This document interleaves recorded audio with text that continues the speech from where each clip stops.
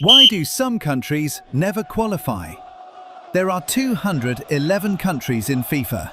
Only 48 get to play at the World Cup. So why is it that some nations have never made it, not once, while others seem to qualify almost automatically? The answer isn't about talent, it's about the system those countries are trapped inside. Let's start with something most people don't realize. FIFA doesn't pick who qualifies. Each continent runs its own qualification tournament, and FIFA allocates a fixed number of spots to each one. Europe gets 16, South America gets 6, Africa gets 9, for 54 countries. That's 9 spots shared between more than a quarter of the world's nations. Before a single match is played, some continents are already at a massive disadvantage just by the numbers. Think about what that means for a country like Senegal. World-class players, Premier League regulars throughout the squad. They have to fight through an entire continent of 53 other nations just to earn one of 9 tickets. Meanwhile, in South America, there are only 10 countries total, and 6 of them qualify. More than half the continent goes to the World Cup. It's not the same competition depending on where you were born. Now let's talk about the countries that seem completely locked out. San Marino, Andorra, Gibraltar. These are tiny nations, populations in the tens of thousands, no professional domestic league, players who work day jobs and train in the evenings. They're placed in European qualifying, one of the most competitive regions on the planet, and they face France, Germany, Portugal in the same group. The gap isn't just large, it's permanent. But here's where it gets more interesting. It's not always about size. Some nations have the population, the resources, even the football culture, and still can't get through. Why? Because they're stuck in a group with one dominant regional power that hoovers up points every cycle.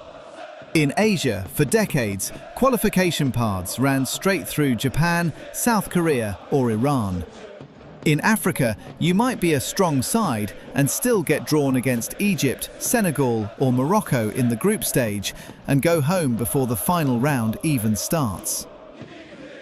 There's also a financial dimension that rarely gets talked about.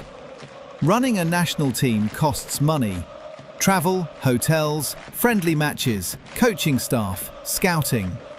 Smaller FIFA member nations often receive development grants from FIFA, but it's rarely enough to build a sustainable football infrastructure.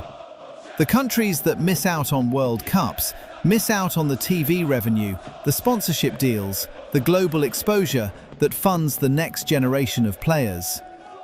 It's a cycle, and once you fall behind, catching up is genuinely hard. I remember watching the 2022 qualifiers and seeing a scoreline, Morocco 5, Guinea-Bissau 0, and just scrolling past it. But Guinea-Bissau has 2 million people, a developing football federation, and players scattered across European leagues trying to represent a country that gets almost no global attention. They were there, they competed, they just didn't make it. And nobody noticed. The 2026 World Cup expansion to 48 teams is supposed to change some of this. Africa goes from 5 spots to 9. Asia goes from 4.5 to 8.5. On paper, more countries get a chance. And for some nations, ones that have been knocking on the door for years, this genuinely matters. But the expansion doesn't fix the structural problem. The strongest confederations still dominate. The weakest still have to fight through the same overcrowded qualification rounds with the same limited resources. Here's the thing nobody says out loud. Some countries will never qualify, not because their players aren't good enough, but because the draw was always stacked against them. The system rewards geography and historical football power, not potential, not growth, not effort. A nation like Haiti or Lebanon or Mozambique isn't failing. They're competing in a system that was never designed with them in mind. So next time you see a small country knocked out in qualifying, don't just check the score, check the group they were put in, the spots available to their continent, and how many matches they had to survive just to get that far. That's the real story of World Cup qualification, and most of it happens long before anyone turns the TV on.